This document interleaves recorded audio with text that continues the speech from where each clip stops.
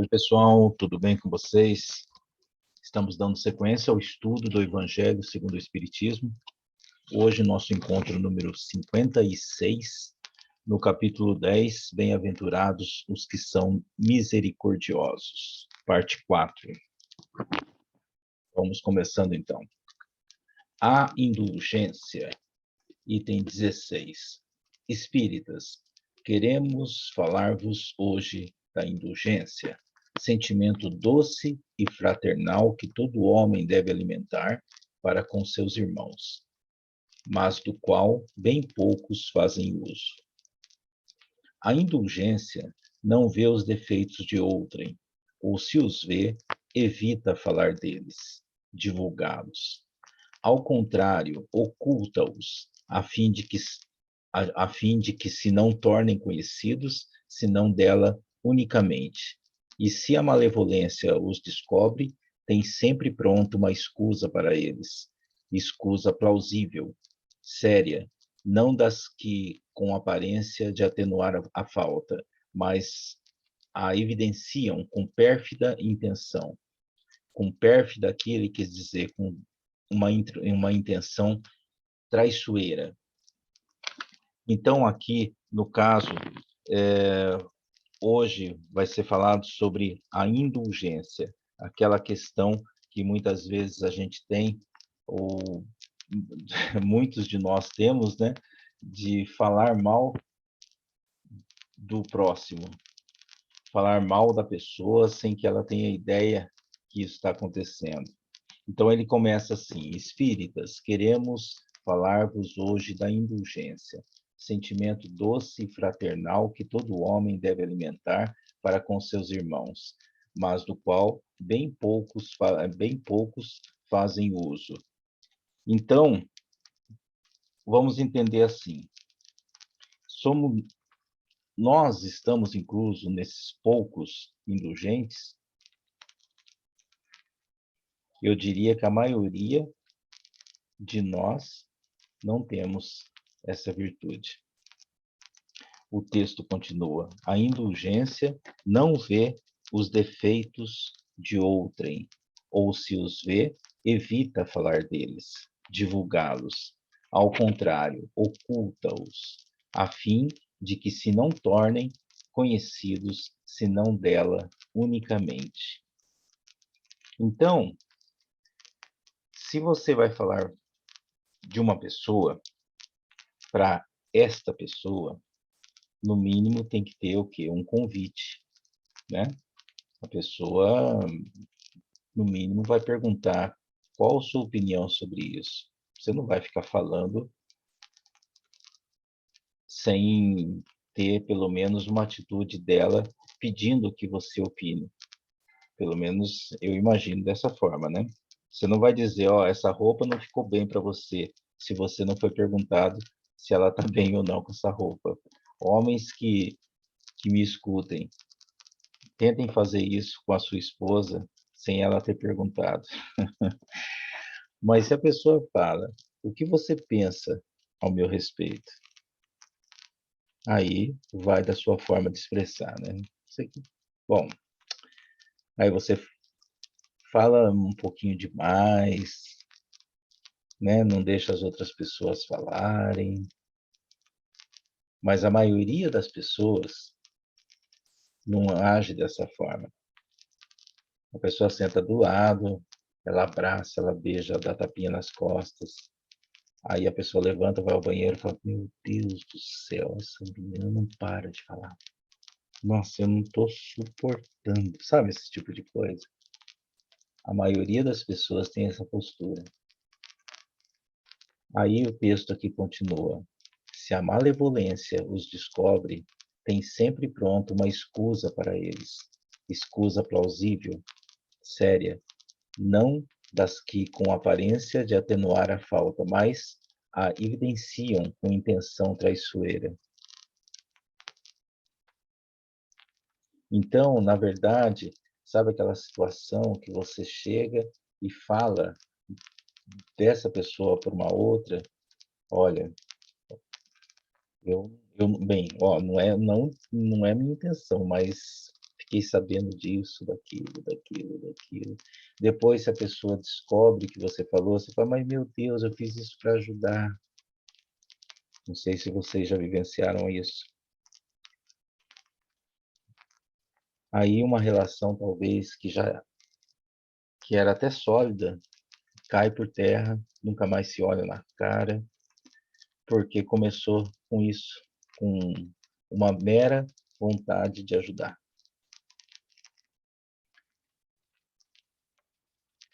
E a pessoa não foi nem um pouco indulgente com o que o texto está propondo, né?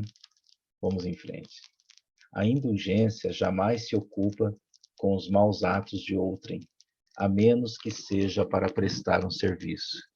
Mas, mesmo neste caso, tem o cuidado de os atenuar tanto quanto possível. Não faz observações chocantes, não tem nos lábios censura, apenas conselhos, e as mais das vezes velados. Quando criticais, que consequência se há de tirar das vossas palavras? Há de que não tereis feito o que reprovais, visto que estáis a censurar, que valeis mais do que o culpado? Ó homens, quando será que julgareis os vossos próprios corações, os vossos próprios pensamentos, os vossos próprios atos, sem vos ocupardes com o que fazem vossos irmãos? Quando só tereis olhares severos sobre vós mesmos? Então, aqui, veja bem, nós estamos nas orientações dos espíritos. O que o espírito quer dizer aqui? Ele está procurando orientar, ele está procurando abrir os olhos, né? Essa censura tem que partir de mim, não das pessoas que estão próximos a mim, né? Aí ele fala aqui no início do texto, no primeiro parágrafo, a indulgência jamais se ocupa com os maus atos de outrem.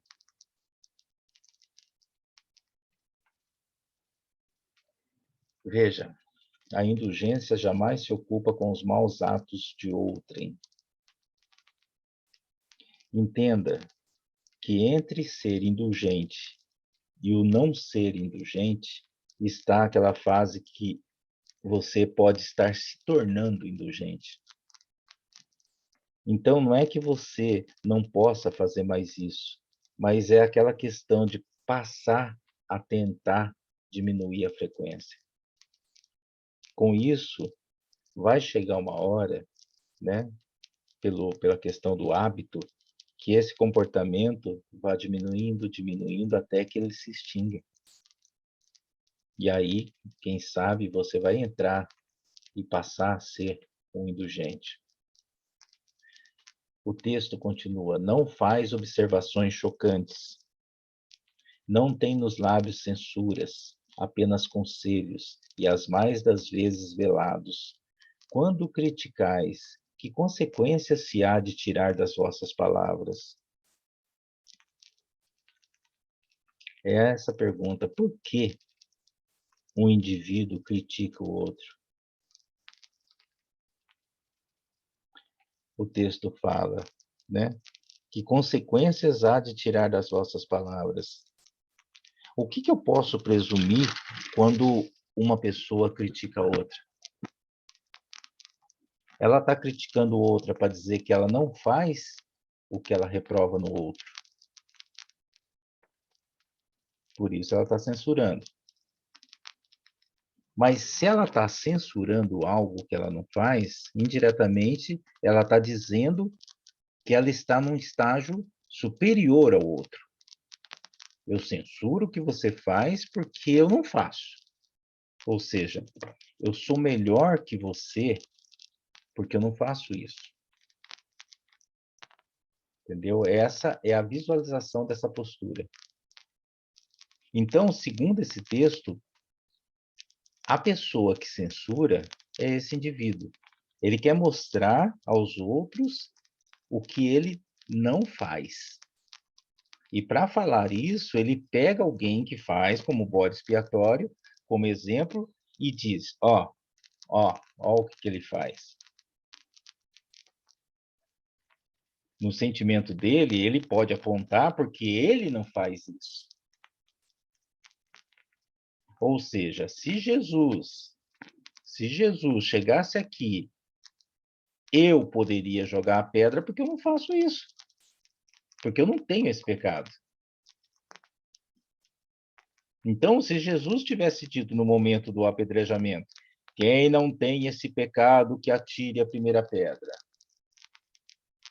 Aí as pessoas teriam apedrejado muito. Mas, na verdade, o que ele disse foi: quem não tem pecado,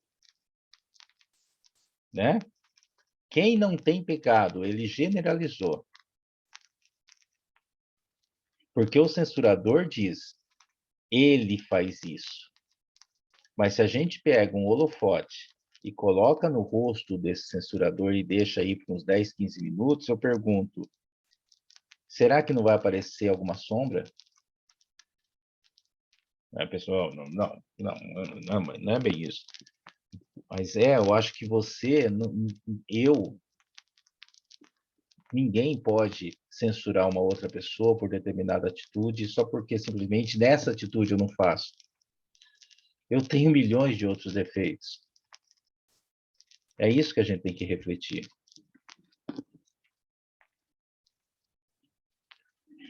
Sede, pois, severos para convosco, indulgentes para com os outros. Lembrai-vos daquele que julga em última instância, que vê os pensamentos íntimos de cada coração e que, por conseguinte, desculpa muitas vezes as faltas que censurais, ou condena o que relevais, porque conhece o móvel de todos os atos. Lembrai-vos de que vós que clamais em altas vozes, anátema, que seria uma reprovação enérgica, que seria uma condenação, tereis, quiçá, cometido faltas mais graves. Sede indulgentes, meus amigos, porquanto a indulgência atrai, acalma, ergue, ao passo que o rigor desanima, afasta e irrita. Esse é José, um espírito protetor, escreveu em Bordeaux, 1863. Então lá ele começa: sede, pois, severos para convosco, indulgentes para com os outros. Severo comigo. O texto diz isso. Se eu tenho uma porção de amor dentro de mim, eu vou tomar o suficiente para que eu me sinta amado. Depois eu vou dividir o que sobrou. Não adianta eu deixar faltar em mim para depois eu pensar o que eu vou fazer. Se eu sou provedor, né? Eu sou a pessoa que tem que ficar em pé. Então é aquela história, o avião está caindo. Primeiro coloque a máscara em você e depois nas crianças. Por que primeiro em mim? Porque se eu desmaio, a criança não tem como colocar. Então, se você é uma pessoa semeadora, seja pai, seja mãe, seja professora, seja expositor, antes de cuidar do seu filho, do seu aluno, do seu público, você tem que cuidar de quem? De você. Você vem em primeiro lugar. Você tem que estar bem, para aí você sair e fazer o bem para o outro. Lembrai-vos daquele que julga em última instância, que vê os pensamentos íntimos de cada coração e que, por conseguinte, desculpa muitas vezes as faltas que censurais, ou condena o que relevais, porque conhece o móvel de todos os atos. Não é o que você faz, é a intenção dos seus atos. Você foi dirigente de uma casa espírita por 10 anos. A pessoa, fui. Mas por que você fez isso? Por vaidade. Então você ficou 10 anos vivendo o quê? A sua vaidade. Aí a pessoa fala, Mas as pessoas se beneficiaram. Sim, as pessoas se beneficiaram, mas aqui estamos falando de você. Então, todos os atos que a gente tem nessa nossa passagem, a gente tem que, antes de qualquer coisa, verificar qual a nossa intenção real que temos dentro do coração, em tudo. No último parágrafo, ele fala: sede indulgentes, meus amigos, porquanto a indulgência atrai, acalma, ergue, ao passo que o rigor desanima, afasta e irrita. Vocês devem conhecer pessoas que, quando você vai conversar com ela, fala, sei lá, eu estou tão desanimada, sabe? Eu não quero estar perto de ninguém, eu não tenho empolgação de conversar com ninguém.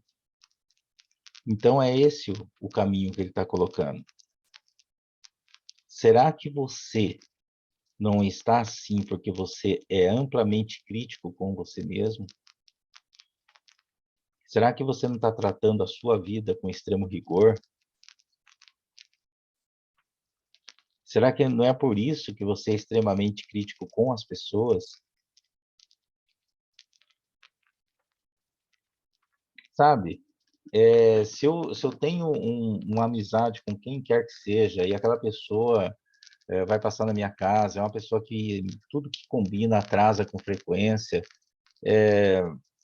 ao invés de eu jogar pedras em palavras para ela ou para outra pessoa, né, falando pelas costas, eu sabendo que ela é assim, ela não chegou ainda, eu vou sentar aqui um pouco na TV, eu vou assistir um pedacinho do meu seriado que eu estou acompanhando, daqui a pouco ela chega, aí ela espera eu dar uma comida para o meu gato, sabe?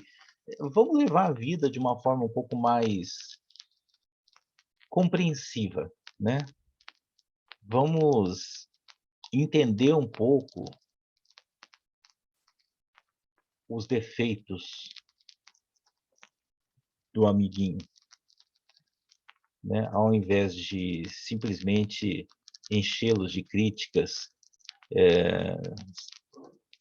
jogando pedras, porque muitas vezes a pessoa tem um determinado defeito. Vamos pegar aí um amigo que fuma, você fala para ele assim: ah, e o seu pai? Sabe, está conversando com ele. E o seu pai, com quantos anos morreu? Ah, meu pai foi com 58, 59. Sim, é. E você está na mesma vida? Ele fala, mas meu pai viveu a vida, né? Meu pai curtiu a vida e morreu feliz. Sabe? Tudo para ele tem como diz o texto aqui atrás, ele disse, tudo tem uma desculpa, tudo tem uma escusa plausível, séria, para atenuar a falta. Então, não adianta. É o momento da pessoa, é o momento da chavinha, na hora que chega o momento, aí ele vira. Mas não adianta ficar falando, falando, falando, que não vai acontecer nada. No último parágrafo, ele fala que sejamos indulgentes, né? Porque a indulgência atrai, acalma, ergue, ao passo que o rigor desanima, afasta e irrita. Então, é essa questão que eu acabei de falar. Sejamos um pouco mais compreensivos. E para finalizar aqui, o item 17. Sede indulgentes com as faltas alheias, quaisquer que elas sejam. Não julgueis com severidade.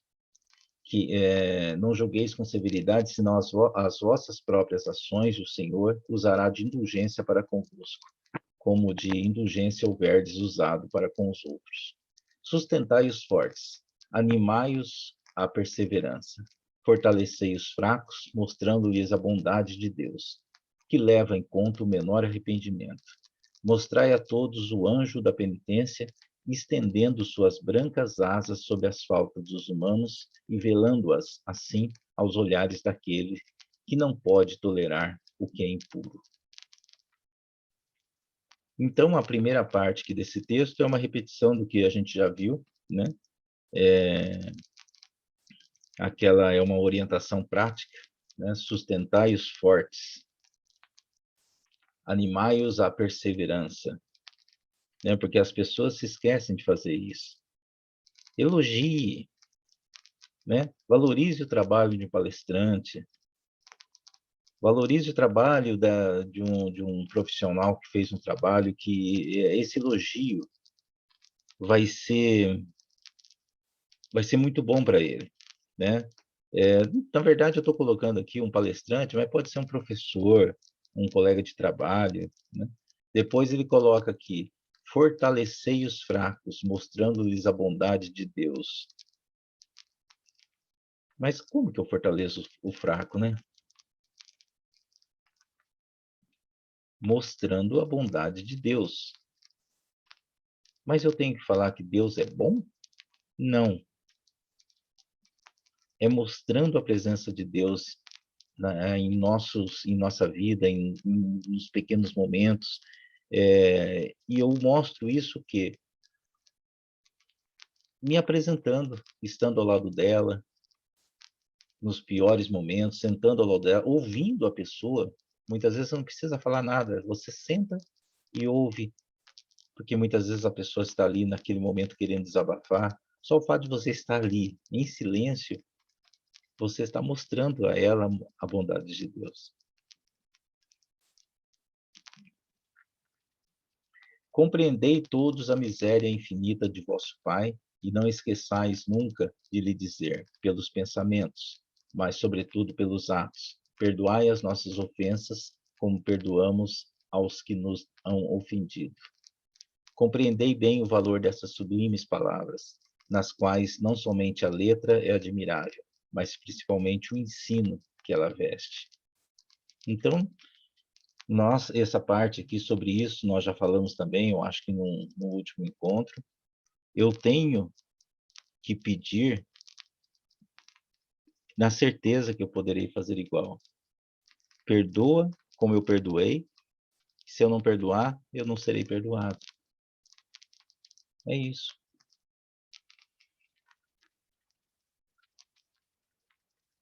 Bom, pessoal, pelo o horário aqui, a gente está finalizando esse encontro, né? E a gente vai voltar na semana que vem, na continuidade do capítulo 10, no encontro, na parte 5 desse capítulo 10.